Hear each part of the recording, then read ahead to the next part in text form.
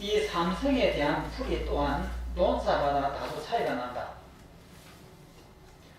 여기서는 성유신론에 의하여 호복논사의 견해를 중심으로 설명한다.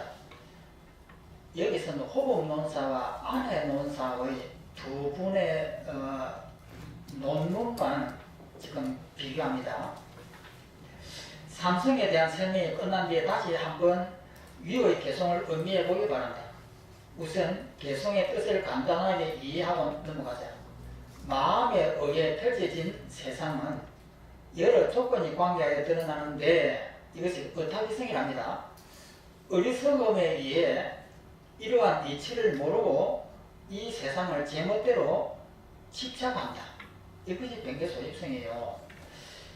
그러니까 이것을 분명하게 이해를 하셔야 됩니다. 제80에 있는 아리아식이라는 창고 속에 있는 일체의 기억 종자가 꿈속에서처럼 자기는 이불 밑에 편안하게 있는데 꿈속에서는 이렇게 나타나요. 나타나는데 의탁이성이라고 하는 것은 주관과 객관이 이 객관들이 주관 객관들이 이렇게 있지만은 구체적으로 에너지가 없습니다. 에너지가 없기 때문에 힘을 쓰지를 못해요. 이 무기성입니다.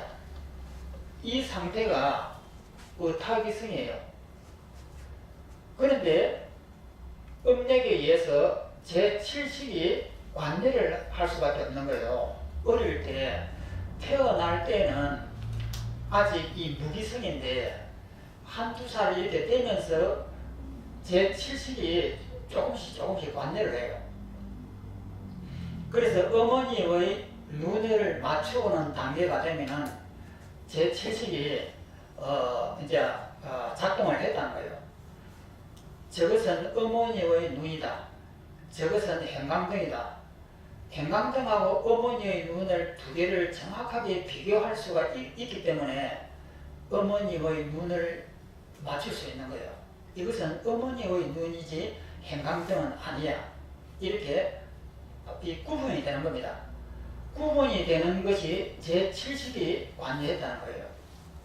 그러면 그 전에는 이 구분이 없습니다. 그래서 무기성이에요. 이렇게 펼쳐진 이것을 타기성이라고 하고, 이 펼쳐진 데에서 주관과 객관이 나눠진다. 어머니의 눈을 맞추는 단계가 딱 되면은 변개소집성이 발동이 된 거예요. 그러면서 이것은 나고 이것은 남이다. 그래서 싫은 사람, 좋은 사람이 우리에게가 구별이 되는 거예요. 이것이 변개소집성이라고 합니다. 그러면 원성실성은 뭐냐? 이 변개소집성에 있으면서 미워하고 원망하는 것이 있을 때에 이것은 실제하는 것이 아니고 내 머릿속에 있는 기억 종자가 꿈을 꾸는 것이다. 실제하는 것이 아니고 이것은 꿈이야. 이렇게 정확하게만 알면은 그 꿈에 집착을 하지 않습니다. 그러면은 이것을 원성실성이라고 그래요. 그래서 이 과정을 금방 이 공책에 종이에 나와 있는 것처럼 이해를 하면 됩니다. 나와 남이 없어지고 하는 것은 이 변개소집성이 사라져버린 거예요. 그러면 원성실성이 됩니다. 그래서 의탁이성이라고 하는 이 자리에서 이 의탁이성 이 자리에서 나와 남이 없는 그 마음이 바로 만들어지는 거예요. 그러니까 미운 것이 바로 번뇌, 이것이 바로 오리다. 번뇌적 오리다. 번뇌 이것을 제거할 대상이 아니고 번뇌 이것이 나와 하나다. 바로 번뇌 이것이 바로 건강세계다. 이렇게 보는 것, 이것이 원성실성이에요.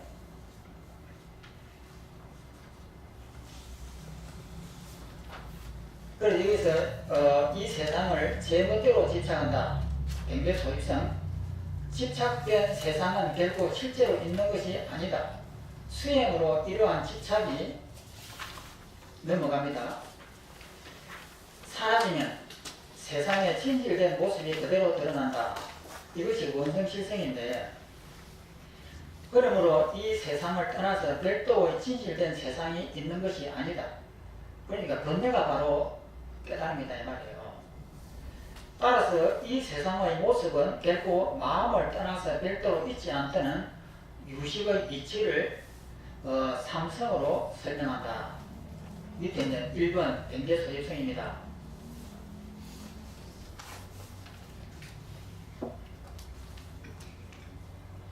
뱅계 소입성은 글자 그대로 풀이하면 두루, 헤아려, 두루가 변화의 뜻입니다.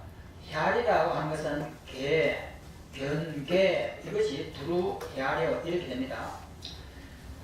집착된 소집 했을 때 집자가 집착입니다. 집착된 바 하면은 이 소자가 그런 바의 뜻이에요. 두루, 헤아려, 집착된 바 자성이다. 성질, 성품, 뱅계, 소집, 성 이렇게 됩니다. 널리 두루 헤아리기 때문에 변개라고 한다. 널리 두루 헤아리는 것은 곧 험한 분별을 말하는 것이다. 그러니까 널리 두루 헤아린다고 하는 것은 미워하고 원망하고 옳다 그러다 너다 나다 하는 이것을 변개라고 해요. 험한 분별하는 것이다. 험한 분별을 하기 때문에 여러 대상을 두루 헤아려 실제의 실제의 법, 실아, 실법으로 집착한다. 실제로 내가 있다. 실제로 바깥에 있는 책상이 있고 그 다음에 이 물건들이 실제로 있다. 법은 물건이니까 실아, 실법으로 집착하게 된다. 이렇게 그릇되게 집착한 것을 통틀어 뱅계 소집성이라고 한다. 이름한다. 이와 같이 뱅계 소집된 자성은 결코 있지 않다. 왜냐하면 허상이니까 단지 그릇된 생각에 망정에 의해 있을 뿐 이치나 가르침으로 미루어 따져보아도 결코 얻을 수 없기 때문이다. 이를 논서에서는 정유미무라고 한다. 정으로서는 번뇌의 마음으로서는 있지만은 정유, 유자는 있을 유자, 이치로서는 무, 없다. 우리의 정으로서는 번뇌의 마음에는 있지만은 이치를 따져보면 그건 없는 것이다. 그래서 정유미무라고 한다. 즉 망정으로는 있지만 이치로는 없다는 뜻이다. 예를 들어 새끼줄을 뱀으로 착각한 경우에 뱀은 실제로 존재하지 않는다. 사실 이 비유는 유식논술에 등장하지만 잘못 이해할 소지가 있다. 착각해서 본 것이 뱅계 소입성이구나. 착각하지 않고 실제 뱀을 제대로 보는 건 착각이 아니니까 뱅계 소입성이 아니구나 라고 생각할 수가 있다. 그것은 아니죠. 그러나 본부는 늘 착각 속에 산다. 실제 눈앞에 뱀이 있을지라도 우리는 유식의 관점에서 보지 못한다. 이 비유는 다 이해하죠. 뱀의 비유. 나그네가 길을 가다가 뱀을 봤는데 깜짝 놀래가지고 도망을 갔다가 저 멀리 떨어져가고 뱀을 자세히 들여다보니까 새끼줄이었다. 새끼줄인 줄 아니까 금방 가지고 있던 두려움이 사라지더라. 이것이 새끼줄의 비유입니다. 뱀의 비유입니다. 그러니까 우리가 죽음이라고 하는 이것이 두려워합니다. 그런데 죽음이라고 하는 이것을 자세히 관찰해 보니까 허상이에요. 그러니까 죽음이라고 하는 것이 허상이라고 하는 것을 정확하게 알면은 우리는 그 죽음으로부터 벗어나버린 거예요. 이것이에요. 그러면은 죽음이라고 하는 이것은 실제 뭘까? 우리는 한 번도 죽어본 적이 없습니다. 그러니까 죽음도 내가 만들어 놓은 것이에요. 저번에도 이야기했습니다만은 에베레스트에 가면은 귀신이 나오는 동굴 속에 들어가면은 누구든지 놀랍니다. 그런데 그 속에서 기계를 고치고 있는 직원은 안 놀래요. 왜 그러냐? 이 귀신 동굴이 가짜라고 하는 것을 정확하게 알기 때문에 그 아래에서 밥도 먹고 잠만도 하고 이렇게 하고 평상시처럼 살아요. 그런데 처음 들어가는 사람은 거기서 놀란다 이 말이에요. 왜냐하면 그것이 귀신인 줄 알기 때문에 놀래요. 그런데 그 속에 있는 기술자는 이것이 귀신이 아니고 사람이 만들어 놓은 헛개비라고 하는 것을 알기 때문에 안 놀래요. 그와 마찬가지입니다. 맹계 소입성은 죽음이라고 하는 이것이 실제 하는 것인 줄 착각을 해요. 그런데 깨달은 사람은 죽음이라고 하는 것이 이것이 허상이라고 하는 것을 정확하게 알아요. 그런데 우리는 죽음이라고 하는 것이 허상인 줄 아는데도 왜 죽음에 묶이느냐? 철저하게 모르니까 그래요. 그래서 철저하게 아는 것이 원성실성이고 이것이 죽음이 진짜라고 믿는 것이 맹계소입성입니다.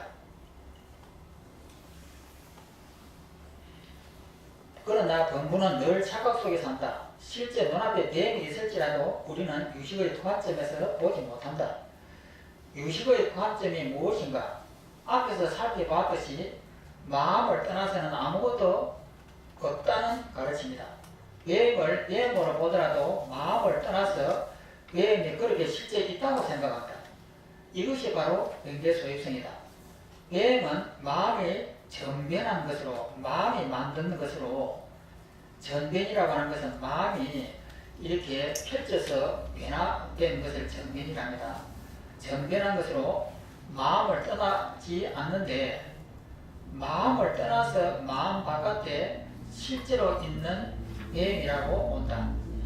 우리가 꿈속에서 꿈을 꾸게 되면 꿈속에 있을 때는 그것이 꿈인지를 몰라요. 꿈을 깨야 그것이 꿈인 줄 안단 말이에요. 그러면 우리가 현실 속에서 이것이 꿈이구나라고 하고 정확하게 안다라고 하면은 깨달음이에요. 그것이 꿈인데 누가 그것을 거기에 묶이겠어요? 꿈인지를 모르니까 묶이는 거지. 그래서 깨달음이 뭐냐 한 거예요. 정확하게 이것이 허상이고 꿈이다라고 하는 걸 아는 것이 깨달음이에요. 그런데 우리가 그런 것을 알았는데도 왜 묶이느냐? 100% 정확하게 모르니까 묶이는 거죠. 그냥 대충 꿈일 수도 있겠어 이렇게 해갖고는 안 되는 거예요. 철저하게 그것을 봐야 돼요. 봐가지고 정확하게 꿈이구나 하고 믿는데 믿었다고 하면은 근데가 일어나는 것이 오히려 이상하잖아요. 그러니까 바로 본다고 깨달음을 무엇이냐 하고 궁금해하는데 깨달음이라고 하는 것은 바로 이거예요. 정확하게 아는 것. 이것을 정견이랍니다. 팔정도에 뱀이라고 본다. 마음 안에 있는 뱀을 마음 밖에 있다고 하니 이것이 바로 착각이다. 혹 이 말을 이해하기 힘들다면 이 책 첫 장부터 다시 살펴보기 바랍니다. 아이고 시간이 다 갔습니다.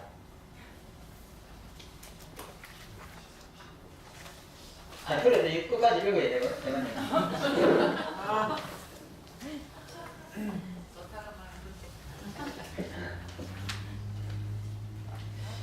또 읽겠습니다. 식은 무엇을 두루 계알에 집착하는가? 바로 이타기성과 원성실성이다. 이타기성은 마음이 정변한 세상이다. 이 정변이라고 하는 이 낱말, 전자는 굴러갈 전이고 변자는 변할 변자입니다. 마음이 이렇게 펼쳐가지고 이렇게 펼쳐진 것, 변해서 펼쳐진 것을 정변이라고 그래요. 마음이 정변한 세상이다. 그러한 세상을 보고 이것이 이타기성이죠. 그렇게 머릿속에 있는 그 기억 동자가 이렇게 다 펼쳐진 것인데 그러한 세상을 보고 우리는 실제로 있다고 집착한다. 이것이 맹계소입성이다 이 말이에요. 따라서 이타기성은 바로 집착하는 대상을 말한다. 원성실성은 바로 진열을 말한다. 우리는 진여를 직접 헤아릴 수는 없지만 진여에 대해 간접적으로 이렇게 저렇게 추정하여 잘못 헤아리에 집착한다. 예를 들어 진여다, 법계다, 공생이다 등의 말을 듣고는 자신의 생각에 따라 이렇겠지, 저렇겠지, 이런 것이 깨달음이겠지, 저런 것이 깨달음이겠지 헤아려서 또 하나의 법에 대한 집착이 생겨난다. 우리 머리로서 이것이 깨달음이겠지, 이런 것이 저렇겠지 이렇게 헤아린 거 이것이 바로 도상이에요. 그래서 정확하게 보는 것이 중요합니다. 또 하나의 법칙이 생겨난다. 그래야 진여 또한 집착의 대상이 된다. 이처럼 마음이 정변한 세상, 마음이라고 하는 것이 제8아리아식입니다. 제8아리아식이 딱 앞으로 펼쳐진 것이 정변한 세상, 이것이 어타기성이라고 합니다. 어타기성을 잘못 알고는 마음 바깥에 실제 있다고 집착하는 것이나 진여를 이렇게 저렇게 자신의 견해로 집착하는 것을 변개소유성이라고 한다 이 말입니다. 이러한 변개소유성은 망령되어 있는 마음으로 있지만 이치로 따져볼 때 결코 있지 않다. 세상은 우리가 본 것처럼 결코 그렇게 있지 않는데 우리는 그렇게 진짜 있다고 생각한다. 그러한 우리 모두의 마음이 모여 만든 것이 이 세상이다. 그런데도 세상은 마음 밖에, 그러니까 제8아리아식 밖에 별도로 있다라고 우리는 생각한다. 그래야 보는 내가 있고 또 보이는 눈앞에 있는 세상이 저기 그렇게 있다라고 생각한다. 이 세상은 우리가 함께 꾸는 꿈이라는 비유를 과연 받아들일 수가